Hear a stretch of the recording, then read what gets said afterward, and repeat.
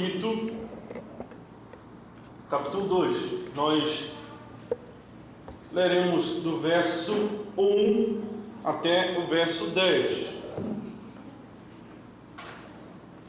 que diz: Tu, porém, fala o que convém a sã doutrina, quanto aos homens idosos, que sejam temperantes, respeitáveis, sensatos, sadios na fé, no amor e na constância.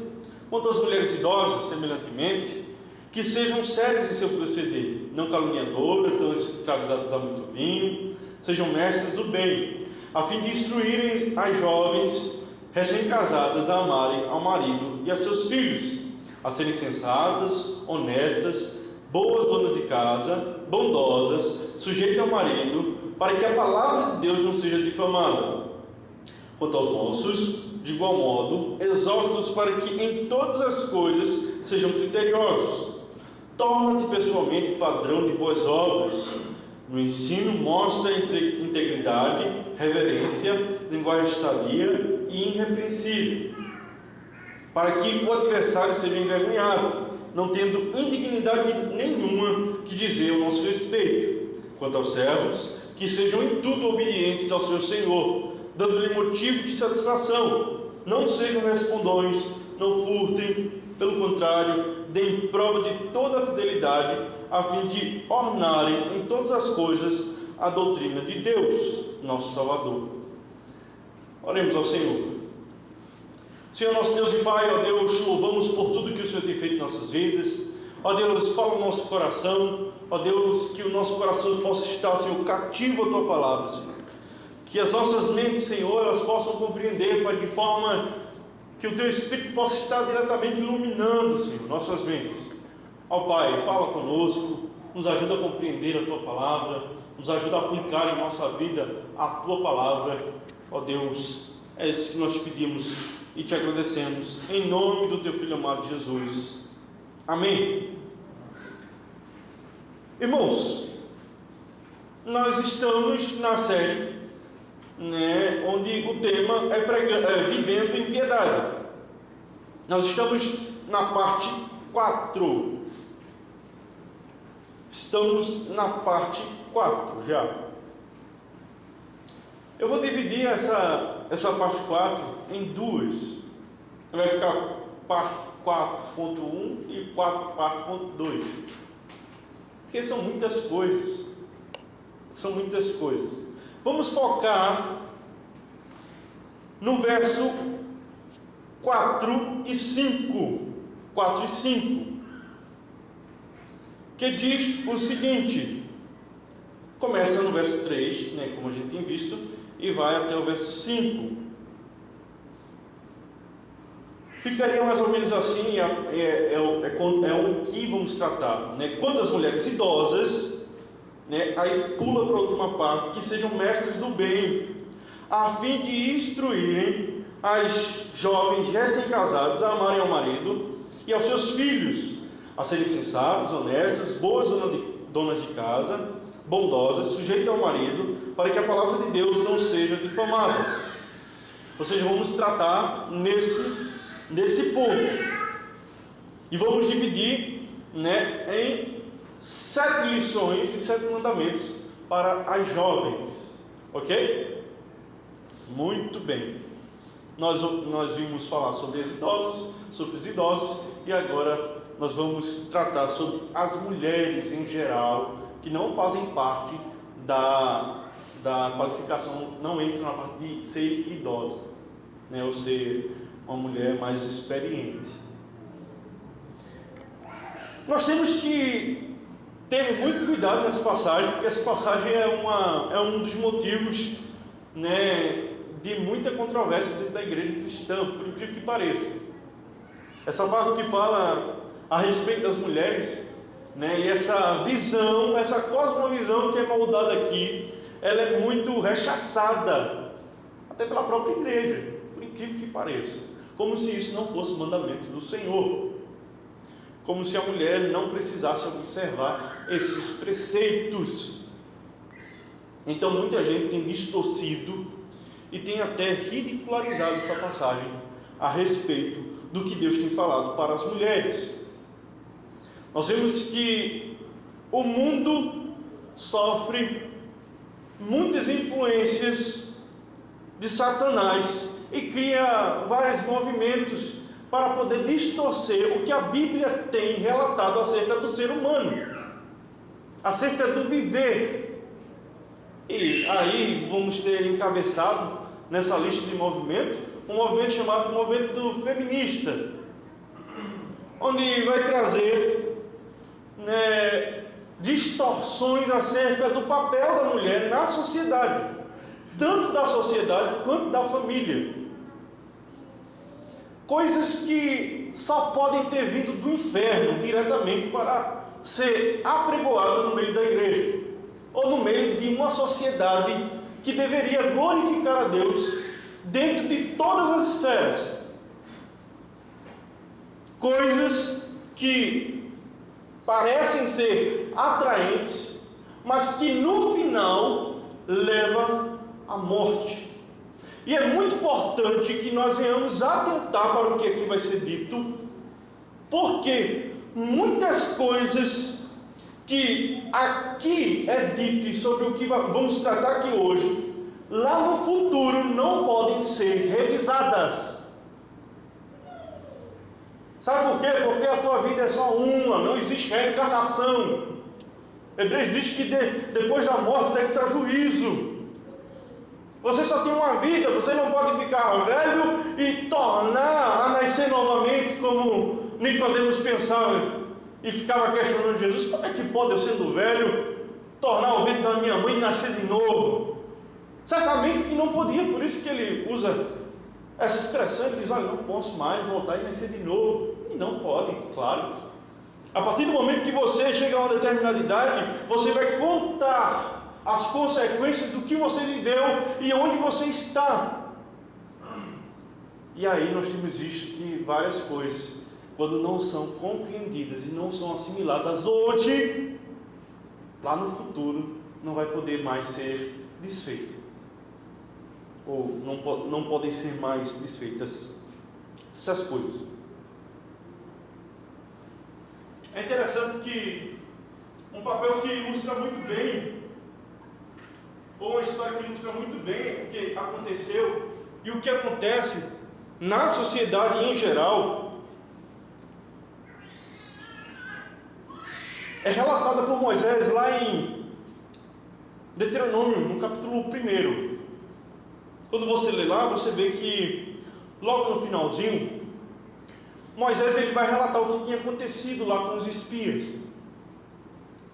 E ele vai dizer o seguinte: olha, vocês, vamos abrir lá em Deuteronômio 1. Deixa eu só explicar o contexto aqui. O contexto é que os espias tinham voltado da terra de Canaã e tinham dado um relatório mau, dizendo assim: olha, não dá para a gente conquistar a terra, a gente não consegue, gigante lá, tem muralhas, as cidades são fortificadas, não dá para a gente entrar lá. Mesmo o Senhor dizendo: rapaz, eu estou com vocês. Vocês não viram o que eu fiz lá no Egito? Mesmo Deus, falando isso, então o povo não quis escutar, não deu ouvidos à voz de Deus, nem à voz de Moisés, que era profeta de Deus. Mas só que depois de eles andarem pelo caminho, acontece um episódio bem interessante.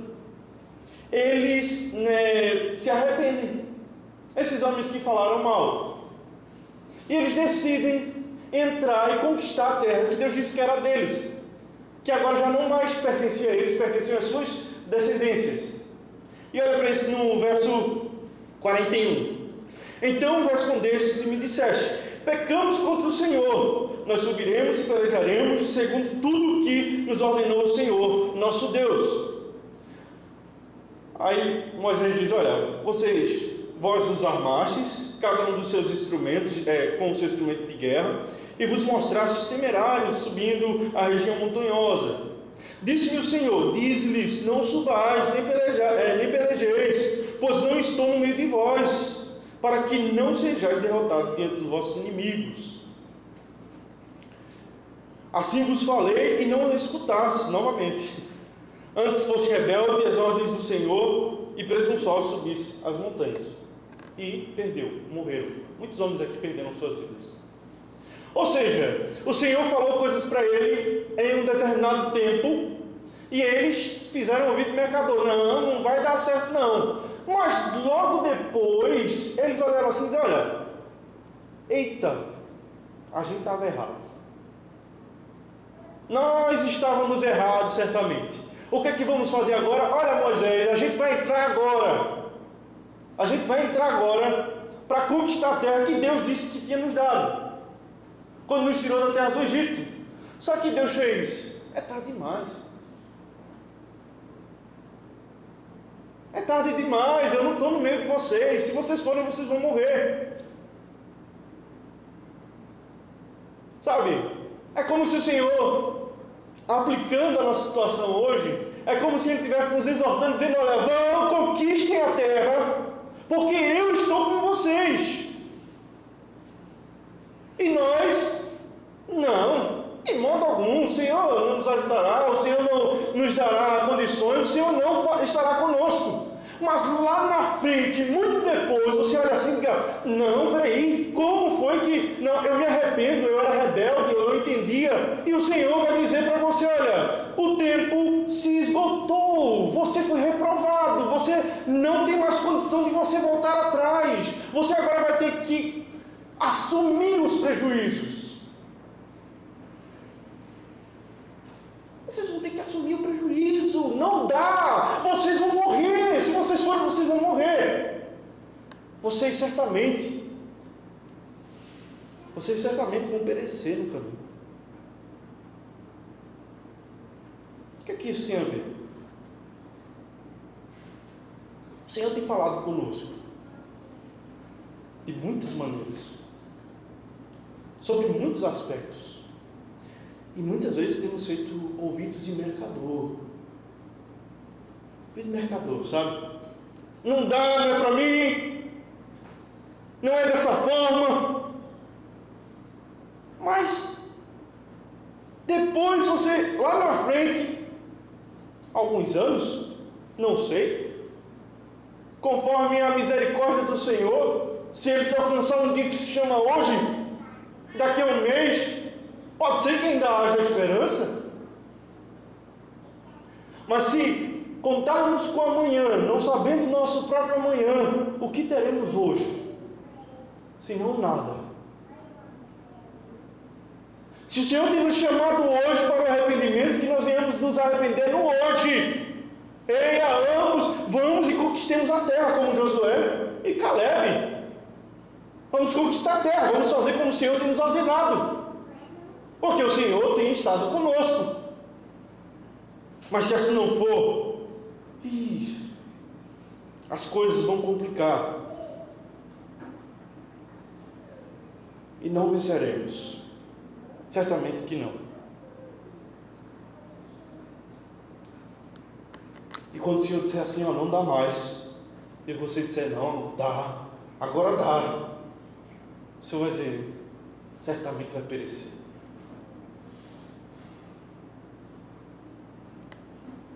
Porque o que isso tem a ver como ilustração para a mensagem de hoje?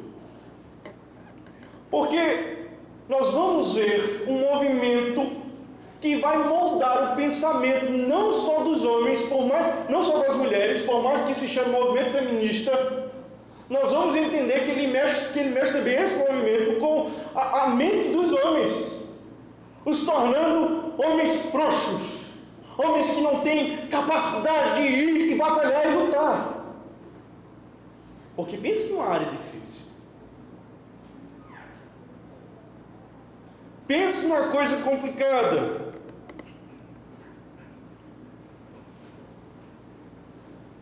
Em nome dos direitos dos oprimidos ou em nome dos direitos das mulheres, a palavra de Deus é desonrada, dizendo que essa palavra é sexista, é machista, impõe limitações severas. Isso não pode ser aceito, vamos defender a nossa classe.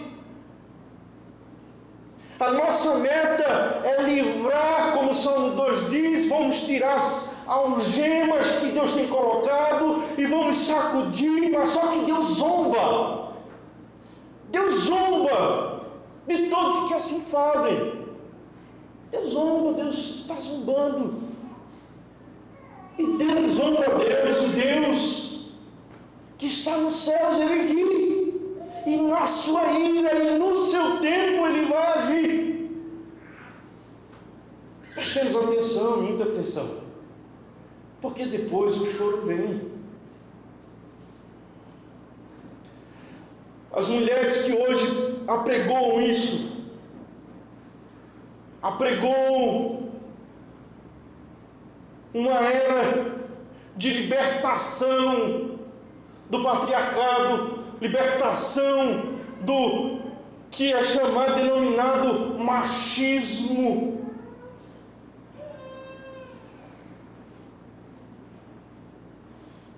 São pessoas totalmente destruídas, invejosas, porque não tiveram uma boa formação familiar, nunca observaram pelos preceitos bíblicos, nunca andaram. A família de todas elas, eu posso dizer com toda a convicção que eu tenho na terra, todas elas são destruídas. O pai não soube ser pai, a mãe não soube ser mãe.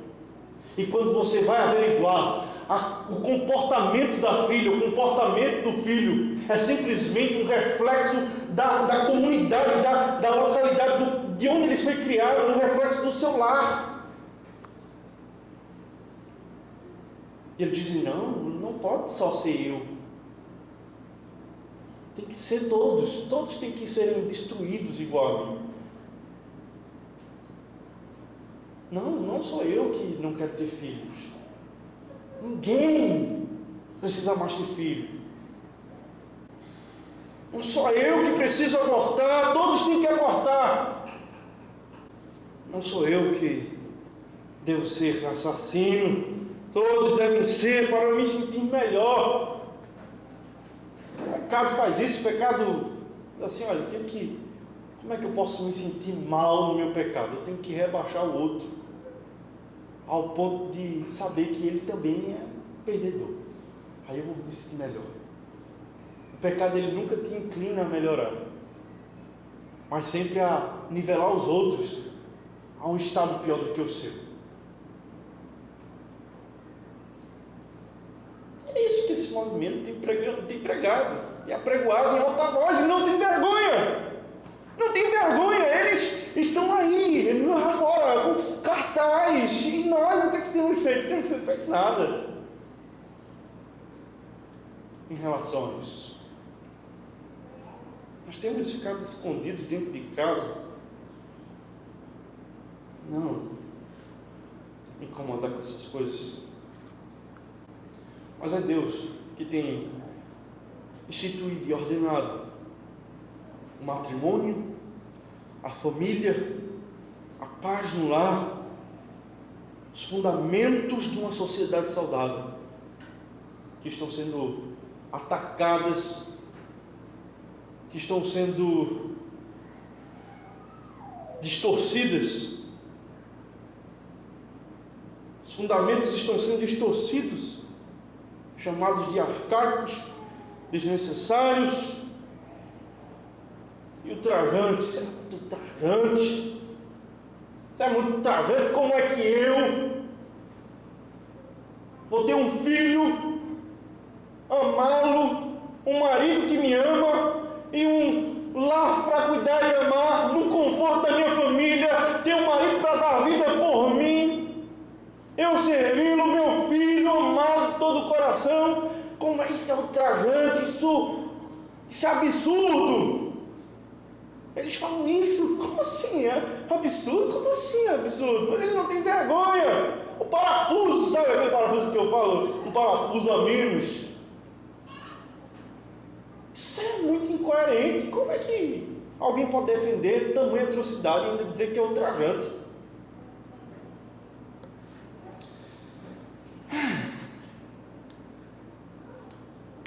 A libertação da mulher é a frase mais atraente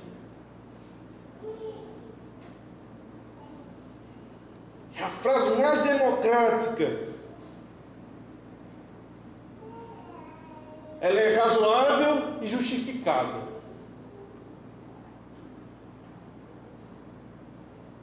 A mulher tem que ser liberta,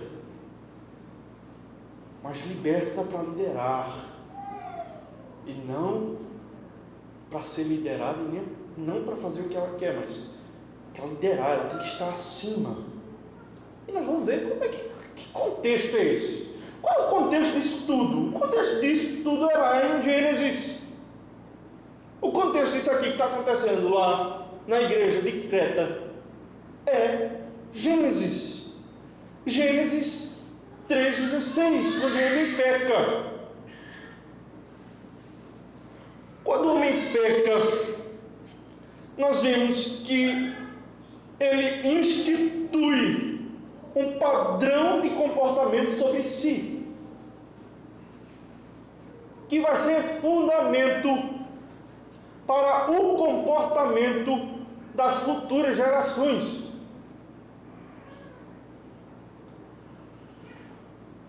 A raiz é satânica. Quando se tira a mulher do posto para o qual ela foi criada, de auxiliadora idônea, e coloca ela como, olha, não pede orientação do teu marido, não. Apenas toma e come. Desobedece a Deus, se põe como a maior. Se põe aquela como a que pode, a que, sabe, é empoderada, aquela que tem um poder. Vai, Eva, faz isso. Você tem um poder, você está em suas mãos esse poder. Tome como, você não precisa de permissão de Deus, você não precisa de permissão do seu marido, você não precisa de permissão de nada, apenas faça. Tome o seu empoderamento.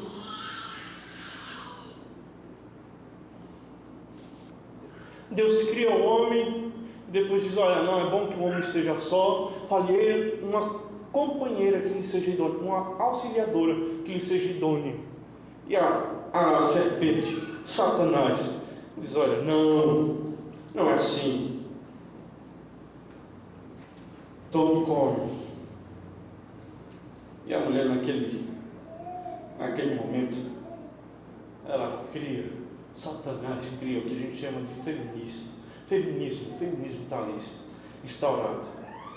Existiam seitas gnósticas que exaltavam a Eva, dizendo que ela foi a mãe de todas as mulheres e sobrepujava em todas as sabedorias, e que as mulheres tinham que seguir o mesmo caminho.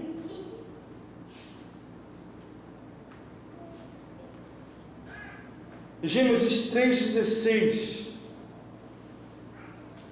Nós vamos ver uma parte muito interessante de Deus dizendo após o pecado.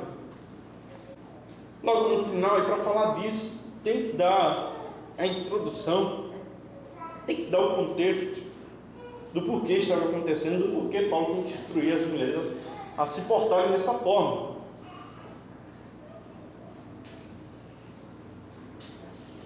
Gênesis 3,16. A igreja, por favor, leia. E a mulher disse: multiplicarei sobremodo os sofrimentos da tua gravidez, em meio de dores darás à luz filhos, o teu desejo será para o teu marido, e ele te governará. E ele te governará. O teu desejo será para o teu marido, e ele te governará. Nós vemos que isso é dito logo após o pecado. Olha, você vai ter um desejo, e esse desejo vai ser para o teu marido.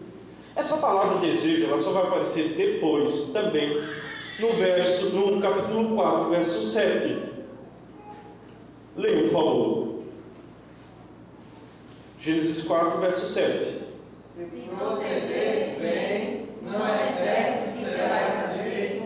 Se todavia procederes mal, eis que o pecado jaz à porta. O seu desejo será contra ti, mas a ti cumpre dominá-lo.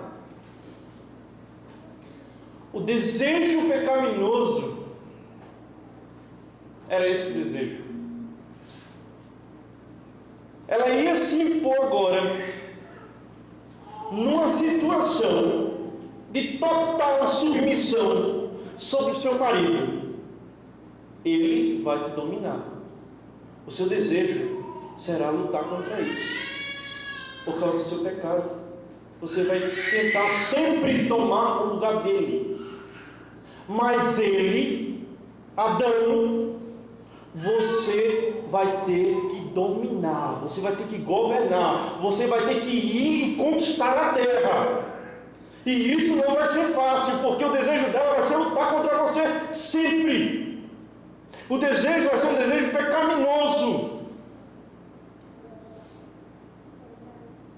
Você não vai mais se sujeitar, não vai ser mais auxiliadora idônea,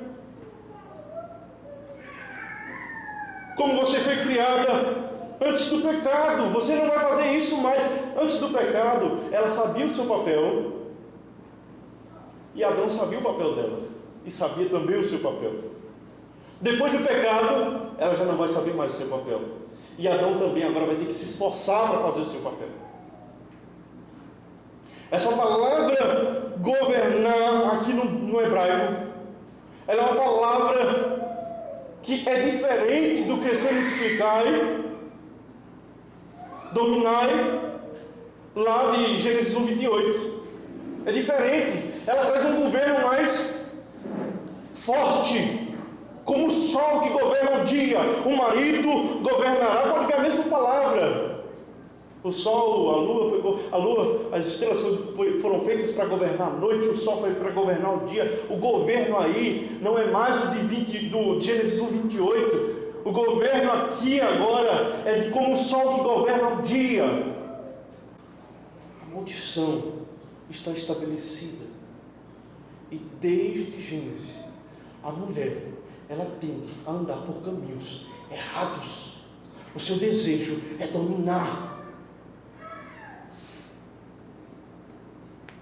E o marido agora tem que lutar contra isso. O homem tem que lutar contra isso, dizendo não. Não. Mas é o cenário estabelecido. Mas eu acho que... não. É o que a Bíblia diz. Mas eu penso não, é o que a Bíblia diz. Mas eu vejo, tá certo, vai ver dessa forma, longe das Escrituras, porque o que as Escrituras falam é bem simples, e não adianta eu querer observar e dizer assim, Deus me ama, Jesus me ama, porque a Bíblia diz que Deus de fato ama os seus eleitos. Você, Deus me ama, Deus me ama, Deus me ama. E quando Deus diz, olha, o teu desejo é pecaminoso e você vai querer dominar sobre o seu marido. Não, isso aí é mentira. Isso é mentira. Você pode viver dessa forma? Pode. Mas o resultado que a palavra garante para você, para a sua família, para o seu lar, a harmonia, ela não vai ter. Por mais que você diga, eu sou crente, professei a fé, faço parte da igreja, estou sujeita à disciplina, estou fazendo tudo isso, mas se você não fizer o que a Bíblia manda num todo, você simplesmente vai andar por caminhos tortuosos. Por isso que estamos aqui. Por isso que todo domingo nós acordamos e vamos para a igreja. Vamos para a igreja, porque lá o Senhor vai me dizer, onde é que eu estou errando? Onde é que eu estou errando? Porque o Senhor vai me instruir pelo caminho reto, e eu vou, alcançarei, governarei, e serei de fato o que o Senhor tem preparado para mim. E isso aqui não é questão de teologia da prosperidade, isso aqui é o que a Bíblia garante. E isso é uma coisa matemática. Matemática, isso, olha, faz dessa forma e vai ser bem. Por isso que Jeremias vai dizer, olha, do que se queixa o ser vivente, do que se queixa o homem, se não do seu próprio pecado. Analise e veja que a situação que hoje ele encara é a situação que ele mesmo plantou. Ele mesmo plantou. A única injustiça que aconteceu na face da terra foi a um homem que foi pregado no madeiro, porque ele sim não tinha nenhum pecado. Mas nós, tudo que acontecer a você é graça, porque você tem erros, e muitos erros. Nós somos miseráveis. Tudo que acontecer de bom é gracioso, você não merece, porque tem errado em vários aspectos. Mas o que acontecer de ruim, meu filho, é justiça, porque você tem errado em vários aspectos. Nós temos errados em vários aspectos, não é só em um não, em vários. Contabiliza. Por isso que o salmista, lá no Salmo 90, vai dizer, olha, Senhor, me ensina a contar os meus dias, para que eu seja mais sábio. Me ensina a contar, Senhor. Sabe, não é viver um dia após outro dia. É tipo, eu vivi o ontem, eu não posso desprezar o que ontem eu vivi. Eu tenho que aplicar no que ontem eu vivi o hoje. No hoje agora, eu tenho que pegar as experiências do passado e tenho que aplicar no hoje. O que eu aprendi ontem, tenho que aplicar no hoje. Tenho que aplicar agora. Porque só assim você sabe.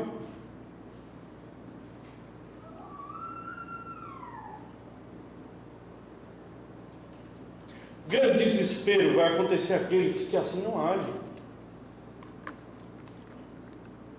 A gente que não sabe de nada, a gente que tem um olhar externo, bem superficial acerca dos seres humanos, a gente vai olhar assim e vai dizer, por que isso está acontecendo? Nossa, aí vai soar até injusto. Mas pode ter certeza que se está acontecendo alguma coisa, é porque alguma área estava incoerente com a palavra de Deus.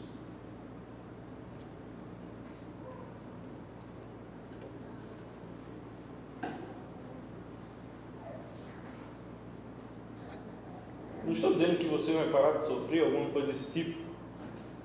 Eu estou dizendo que a palavra de Deus, ela tem instrução para a vida. Eu não estou falando de momentos ruins que podem acontecer na tua vida, porque pode acontecer momentos ruins. Mas certamente você os usará para subir o degrau e não descer.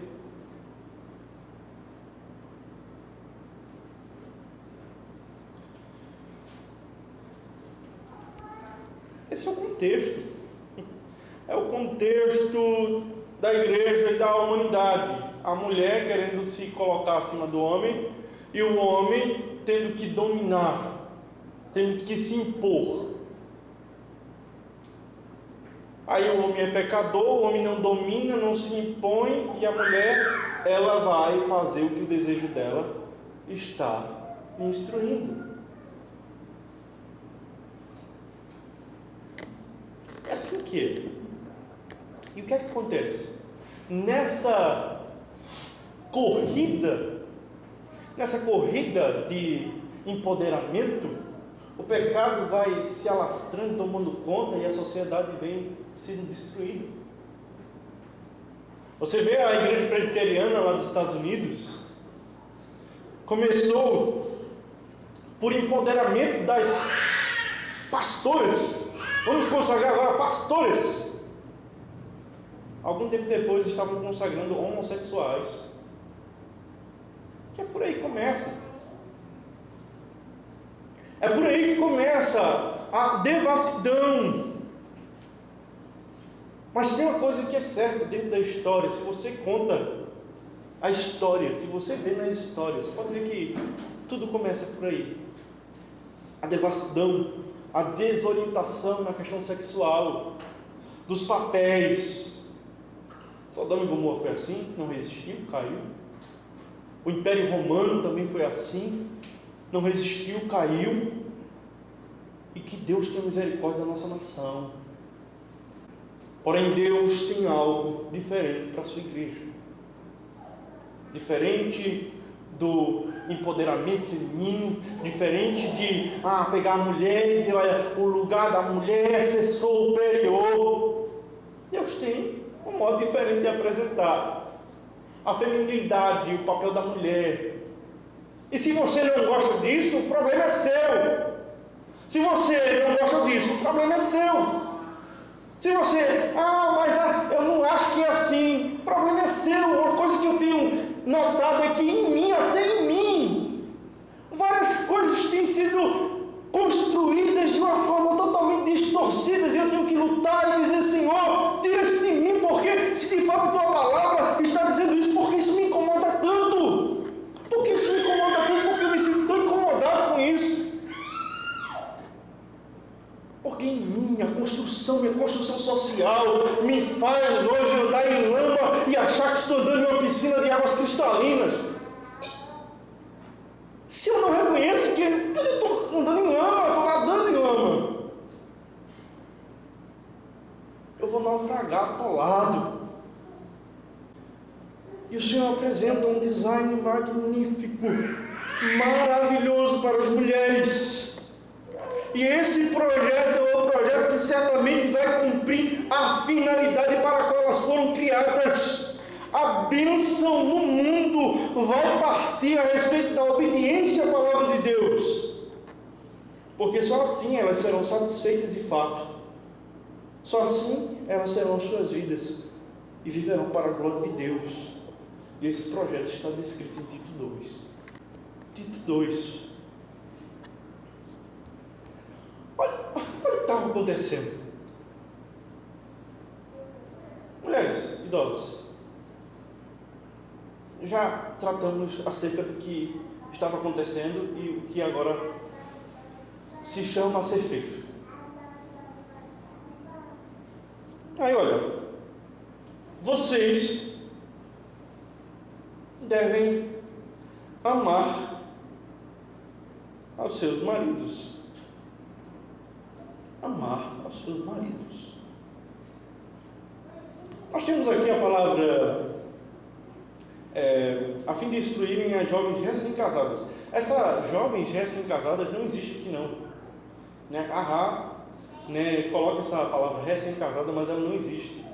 Aqui é em relação às mulheres jovens. Acho que ela faz ela subentende que por estar se falando do marido, aí diz que ela é recém-casada. Mas a palavra certa é jovens, as mulheres jovens, não é recém-casadas, é as mulheres jovens. Nós vamos ter 7 lições. Nós vamos ver que as mulheres jovens devem amar ao marido, amar a seus filhos, serem sensatas, honestas, boas donas de casas, bondosas e sujeitas ao marido. Essa é a receita que Paulo está dando às mulheres, para dizer o seguinte: olha, vocês querem de fato glorificar a Deus, glorifiquem a Deus nisso aqui, ó. Vocês querem saber o que é a sã doutrina para a vida de vocês, querem saber o que é sã, que vai deixar a sua família saudável, a sua vida saudável, executem isso. O primeiro ponto, e eu não quero me estender muito, a introdução foi muito grande, mas tinha que se dar esse contexto, por isso que eu dividi a mensagem. E vamos aqui ver os pontos, de acordo com o que o Senhor vai nos dando tempo, porque são coisas bem preciosas que não podem ser deixadas passar assim em branco. Então, sabendo que a mulher, desde Gênesis, monte o quadro aí na cabeça, a mulher desde Gênesis, ela está dizendo não ao marido, desde Gênesis. Ela está dizendo não. Ele diz, olha, sim, e ela diz, não. E é como se ele tivesse dizendo, sim, mais firme, sabe? Aí ela, opa, é sempre assim. Se você vacilar, homem, se você vacilar, você perde completamente a estribeira do seu lado, porque a sua mulher, ela vai tentar.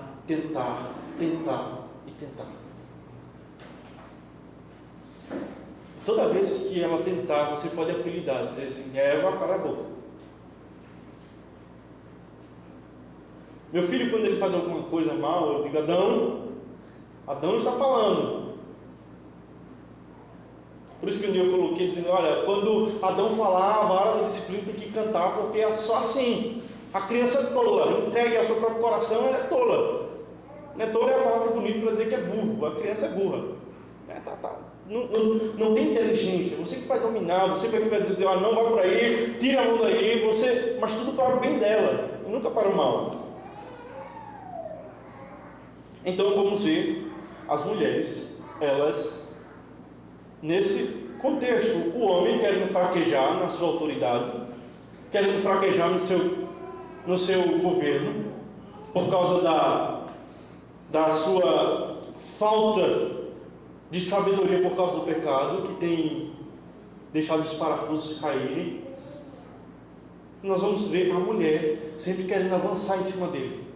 Assim, não, eu que mando em casa, eu que mando na sociedade. Está bem estabelecido dentro da igreja de Cristo. Por isso que Paulo tem que dizer: olha, não é assim não. Não é assim não, vamos nos voltar aqui para Deus. E Paulo vai usar lá em Timóteo, sabe, uma expressão bem forte que as feministas querem rasgar da Bíblia. Isso daqui, rapaz, isso aqui não,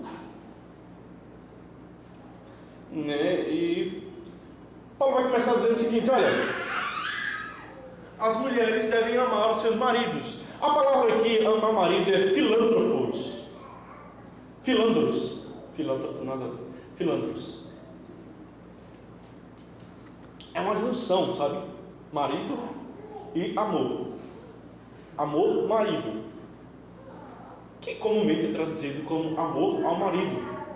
Mas você vê amor aos maridos, amor para o marido, amar o marido, amante de marido. Nós vamos ter essa tradução, né? Amarem o marido. Nós podemos tirar duas lições aqui. A primeira lição é que elas devem amar por serem esposas, terem um marido. Elas devem amar, terem um marido. Estamos falando da regra, não da exceção, porque existem mulheres que são chamadas por Deus ao celibato. Existem homens chamados por Deus ao celibato. Não estamos falando dessas pessoas, estamos falando da regra geral, não das exceções. E nós vemos que essas mulheres são chamadas a amarem os seus maridos, se não tiverem ou quando tiverem. Nós vimos que a cultura judaica era muito ligada a essa questão de a mãe ensinar a filha a desejar ter a sua própria casa, ao filho ser instruído no trabalho, né, para poder ter a sua casa e governar na sua casa e ter como se fosse a sua própria sociedade, onde ele era o rei. Nós vimos que eles eram construídos para isso. Então, uma coisa tão simples, né? Olha, você vai se casar. Primeiramente, nutra um amor por essa pessoa que você vai casar. Acho que mais se eu estou casando, como é que eu não vou nutrir amor? Por causa de Eva. Eu estou falando da aplicação do que Eva fez. Eva vai ficar falando no teu ouvido: diz o seguinte, olha, não ama não. Não ama não. Ignorante. Camarada ignorante, vai. Não precisa não. Ama não. Está vendo? Ele gritou contigo, nem pediu perdão. Nós vamos ver aqui o amor. As mulheres mais velhas da igreja, elas deveriam instruir, incentivar as jovens a amarem os seus maridos. Amarem os seus maridos. E aqui não estou falando do amor romântico, porque muita gente pensa que amor é romantismo, e romantismo é uma escola filosófica que nasceu muito depois ou do amor sexual. Não é nada disso. Claro que isso tem o seu lugar apropriado dentro do casamento, observando bem os preceitos bíblicos. Mas esse amar ao marido é muito maior. É um amor de comprometimento, onde as esposas que são piedosas vão optar por amar os seus maridos. E os seus maridos também, indicados pelo Senhor em Efésios 5, vai optar a amar a sua esposa como Cristo amou a igreja. É uma relação recíproca. Vai, vem, vai, vai, vem, vai. Aqui estamos falando para crentes. Nós vamos ver que esse amor é um amor pactual. O que é amor pactual? É o amor que eu falei, que eu jurei que ia dar à minha esposa. É o amor que eu jurei, que eu falei que ia dar ao meu marido quando eu me comprometi em aliança diante de Deus com ele. Diante de Deus. Por isso é que servem as alianças, sabe? Por isso que não devemos nutrir um sentimento ou um comportamento de estar juntos sem primeiro fazer o que a gente chama de casamento. Nós estamos juntos. Isso não existe. Por que estamos juntos e não casados? Ah, não, porque dá uma trabalheira. Mentira! Mentira! O coração pecador, ele diz para você: olha, não assume compromisso, porque a partir do momento que algum dos dois falharem, pula fora disso. Sai, vai embora, não queira arrumar compromissos. Não queira. Aí nosso país totalmente ímpio, totalmente governado por homens ímpios. Satanás tem estado a régua no nosso país. Ah, não é preciso casar não é preciso ter registro civil não, porque não vai no cartório e registra, porque aí fica mais fácil de cancelar. Porque fica mais fácil você desprezar a aliança que você fez diante de Deus e diante dos homens, com a sua esposa ou com o seu esposo. Fica mais fácil.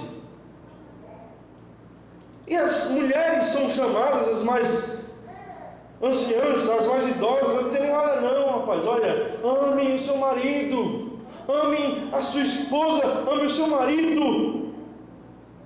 As esposas devem amar os seus maridos. O amor aqui ele não se baseia na dignidade do marido, sabia disso? Nas características do marido. Ah, ame ele enquanto ele for forte, enquanto ele tiver saúde. Por esses dias eu escutei uma história muito triste de uma mulher que se casou com o seu marido e ninguém sabe o que vai acontecer na vida, e de repente esse marido sofre um acidente, fica tetraplégico, as pernas não mais se mexem, e ela olha para aquele homem e diz assim: olha, estou indo embora de casa porque eu não me casei para isso, não me casei para cuidar de você, você é doente. Eu não me casei para poder estar aturando esse tipo de situação. Eu me casei para trabalhar, para ser independente. E agora eu vou ser dependente de você, ao ponto de querer cuidar de você pro resto da minha vida. Eu não quero isso aí. Foi-se embora. É esse tipo de comportamento que essa sociedade está ditando. Não amem seu marido. Amor pactual. O marido era forte, de repente ficou sedentário, os tecidos ficaram flácidos,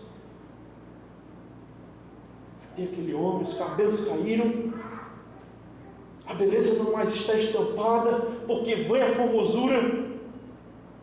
Isso tudo vai passar. Você diz assim: não. Você olha assim, olha a esposa de fulano, olha o marido de fulano de tal. Olha comparado ao que eu tenho dentro de casa. Não quero. Eu mereço algo melhor. Não é assim não, é amor pactual. Você vai se casar sabendo que quer a tristeza, quer a alegria, quer a saúde, quer a doença, até que a morte os separe, até que Deus nos chame. Não é até quando a gente quer.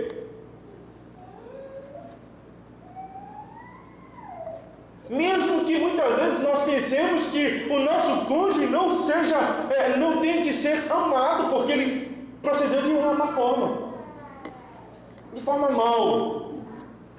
Esse amor aqui é um amor incondicional, por causa do pacto que você fez. É incondicional, até que a morte separe vocês.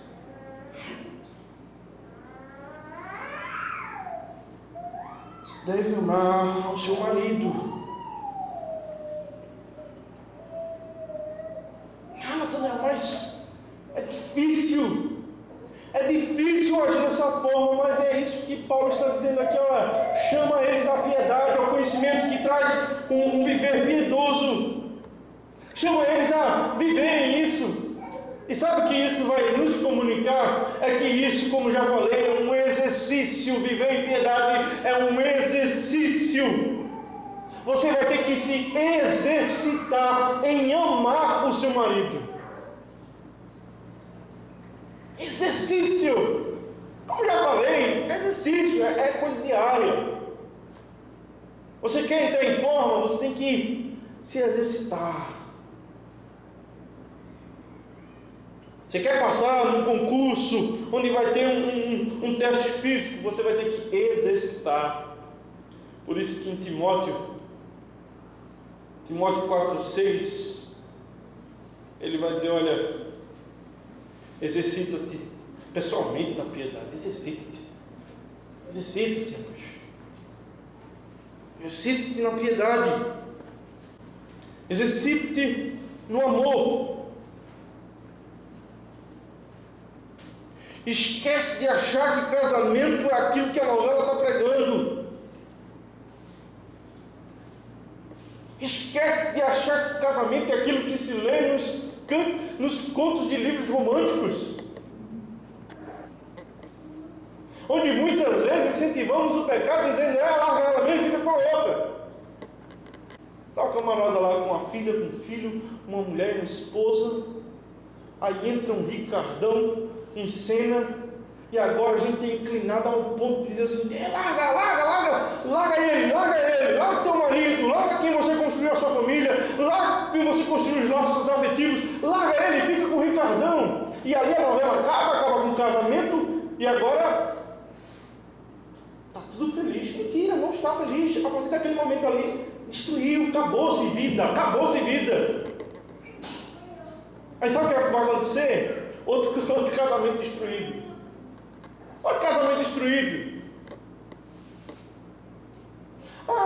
Essa mulher está tão bem, rapaz. Mas peraí, ela tem um marido que a ama. Por que ela está assim tão deprimida? Vai pegar o passado dela. Já é o segundo casamento. Ela tem remorso, porque abandonou o primeiro, porque viu que só trocou de problema. Por isso que ela vive num remédio antidepressivo, para poder apagar a mágoa, para poder aliviar a dor, como já temos falado. Aqui nesse tempo, o remédio antidepressivo, Gardenal, era cachaça. Se entregava à bebedeira, para poder aliviar a dor de uma vida destruída pelo pecado, por falta de orientação e de seguir as orientações da palavra de Deus. Por isso, mulheres, por isso que homens, é um exercício amar nossas esposas, é um exercício amar os maridos, é um exercício. Exercita-te pessoalmente nesse empenho de amar. Amar é piedade. Você é cristão. Amigo, você é cristão. Você não deveria ter dificuldade nenhuma em fazer isso. Porque você tem Cristo como seu Senhor. Veja, Jesus ele manda a gente amar as pessoas, mesmo não sentindo vontade nenhuma de fazê-lo. Vou amar. Não quero amar não. Ninguém está perguntando se você quer não. Você tem que amar. Por isso que é mandamento. Por isso que está mandado. É mandado a você amar ao seu marido. Ame ao seu marido. Assim como você tem que amar o seu irmão. Ame o seu irmão. Mateus 5,46. Olha o mandamento de amar aí. Toda a igreja, por favor. Leia. Se amardes os que vos amam, que recompensa tendes? Não fazem os publicanos também o mesmo? Ei, se vocês amam a quem vos ama, qual é a recompensa que vocês têm? Até o ímpio faz isso. Não, vocês são chamados a algo diferente, são chamados a amar independentemente de qualquer coisa. Está recebendo retorno? Não, ame. Está se sentindo constrangido? Ame. As coisas estão indo mal? Ame. Ele não me tratou bem? Ame. Não gostei do jeito que ele falou? Ame. Ele foi rude? Ame. Ele esqueceu? Ame. Ame. O vínculo maior é o amor. Porque Cristo nos amou. E se assim temos que fazer com nossos irmãos, imagina com o nosso marido e esposas. Imagina. Mas não quero amar não. Sou muito melhor do que isso. Vamos abrir lá em Filipenses 2, do 2 ao 4. A igreja, do 2 ao 4. Filipenses 2, do 2 ao 4. Completai a minha alegria, de modo que penseis a mesma coisa, tenhais o mesmo amor, sejais unidos de alma, tendo o mesmo sentimento. Não façais por partidarismo ou vanglória, mas por humildade, considerando cada um dos outros superiores a si mesmo. Não tenha cada um em vista o que é propriamente seu, senão também cada qual o que é dos outros. Nossa, você sabe o que é isso? É você sumir, é você renunciar para amar, é você renunciar aos seus próprios interesses. Sabe por quê? Porque o teu marido, a tua esposa é maior do que você. Ela é superior do que você. Aí qual é o pensamento? Você como homem diz assim: a minha esposa é superior que a minha. Por isso que a gente vê Cristo dizendo: serviço, te chama ao serviço, serve a tua mulher. Aí nós vemos agora a mulher olhando assim, sendo submissas. Você tratando ela como se ela fosse maior do que você, e ela tratando você como se fosse maior do que ela. A fórmula do estabelecimento da paz no nosso lar será quando nós compreendermos isso, que o amor é mandamento, e que não, ele me maltratou, então, olha fulana, meu marido fez isso, para poder ter apoio na sua causa. Isso se chama partidarismo. Olha, mamãe, ele falou isso, falou aquilo. Querem que mamãe fique com raiva, porque eu também estou com raiva. Só que você vai perdoar o seu marido, se assim Deus quiser, se você for crente. E a única coisa que você conseguiu fazer é um partidarismo, chamar pessoas para o seu partido, o partido do odiar o marido. Partido OM, odiar o marido. A única coisa que você consegue é sair desse partido, porque você perdoou já o seu marido, por causa da convivência, por causa do pedido de perdão, e a sua mãe está lá ainda no partido odiar o marido. Aí você não compreende do porquê essa história de que sogra é o diabo na terra. Você não compreende porque a sua sogra te trata tão mal. Você não compreende porque a sua mãe trata tão mal a sua esposa. Porque se a sua esposa está lá levantando a bandeira do partido OM, vocês também estão no partido OM, só que odeia a mulher. Exercício.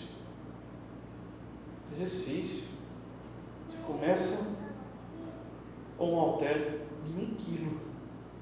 Começa, daqui a pouco você vai para 10, 20.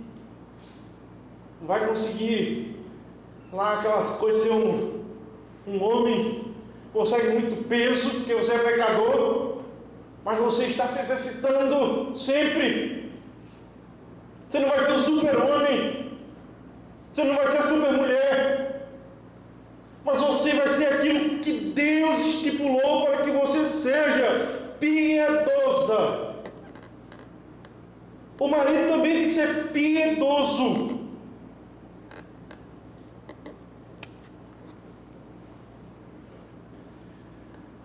John MacArthur, ele fala o seguinte, ele diz: olha, quando você sacrificialmente serve aos outros, torna-se quase impossível não amá-los. Quando você começa a servir os outros de forma a obedecer os mandamentos, é impossível não amá-los. É impossível. Porque é isso que é o amor, é obedecer os mandamentos. Onde a prática do amor genuíno, o genuíno amor, é certo a seguir. Quando há prática, há também o amor genuíno.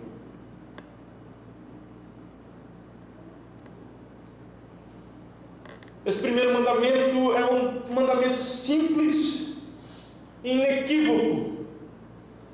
Mulheres, amem os seus maridos. Amem os seus maridos. Não há condições ou exceções.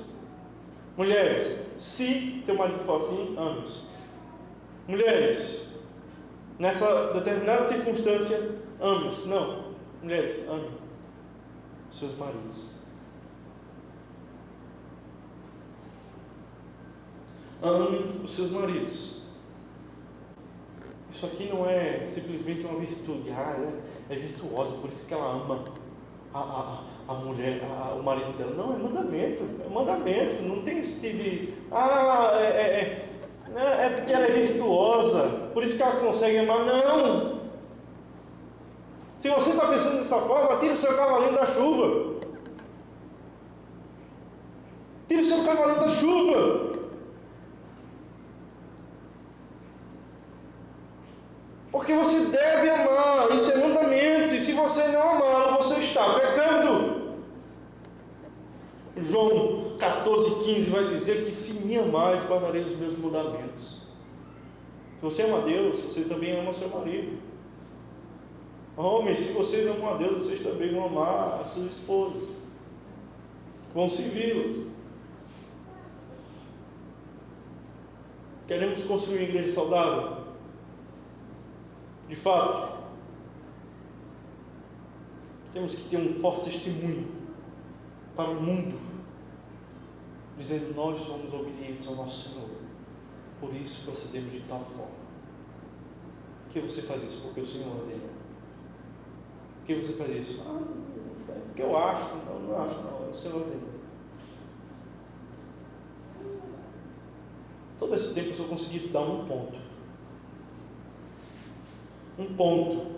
Queira Deus que possa ter a oportunidade de prosseguir com vocês.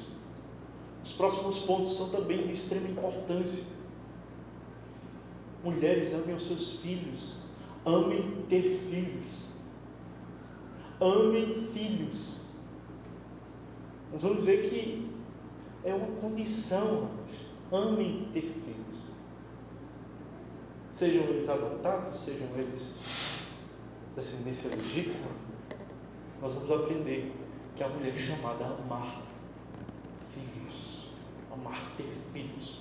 Amar os filhos que já tem.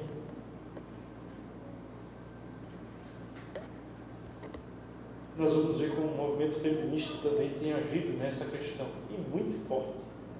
E nós vamos ver o que o apóstolo Paulo fala lá em Timóteo a respeito disso, dizendo o seguinte: olha, a mulher não tem que estar se intrometendo em questão de autoridade da igreja, não. Se tem uma coisa que ela deve estar preocupada é com dentro de casa. Dentro de casa, se a mulher estiver procurando assumir um cargo de responsabilidade, de autoridade dentro da igreja, pergunta a ela: e o prato? Já lavou? Eu não tenho nenhum medo de dizer isso. E o filho, como é que está? Está cuidado? Está educado? Ou enquanto você está aqui, ele está na rua, fazendo o que não é devido? Ou enquanto ele está aqui, ele está onde? Onde é que ele está? E o seu marido, tem cuidado do seu marido? Vá-se embora cuidar da sua casa, rapaz.